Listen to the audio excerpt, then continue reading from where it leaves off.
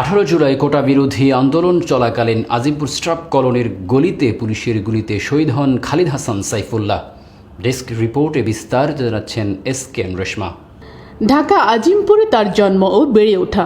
পড়াশোনা করতেন Dhanmondi ideal college দ্বিতীয় বর্ষে। পিতা কামরুল হাসান ফারুক খান আজিমপুরের একটি শিক্ষা প্রতিষ্ঠানের শিক্ষক। দেশের বাড়ি ফরিদপুর ভাঙ্গা উপজেলার তুজারপুর ইউনিয়নের ভদ্রাসন গ্রামে। সরইবাড়ির কবরস্থানে দাফন সম্পন্ন করা হয়েছে।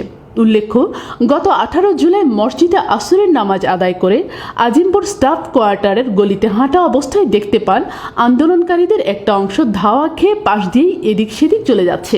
তখন খালিদ হাসান সাইফুল্লাহ হতভম্ব হয়ে যান এবং কী করবেন বুঝে উঠতে পারছিলেন না। এমত অবস্থায় সামনে দেখতে পান পুলিশ তার দিকে অস্ত্র তাক করে আছে এবং মুহূর্তের মধ্যেই পুলিশ শর্টগানের গুলিতে খালিদের মুখ ও বুক ঝাঁঝরা করে দেয়। রাস্তায় লুটিয়ে পড়ে খালিদ হাসান সাইফুল্লাহর দেহ। প্রত্যক্ষদর্শীরা সাথে সাথে পাশের জামে মসজিদে আসরের নামাজ আদায় শেষে ইস্তেগফার করতেছিলেন খালিদ হাসান সাইফুল্লাহর পিতা মোহাম্মদ কামরুল হাসান ফারুক খান। তাকে দুঃসংবাদ জানালে সাথে সাথে ঢাকা মেডিকেল কলেজ হাসপাতালে নিয়ে যান। কর্তব্যরত ডাক্তার খালিদ হাসান সাইফুল্লাহকে মৃত ঘোষণা করেন। ইন্না লিল্লাহি ওয়া ইন্না ইলাইহি রাজিউন। পোস্টমর্টেম রিপোর্টে খালিদ হাসান সাইফুল্লাহর দেহ থেকে 70টি গুলি উদ্ধার করে।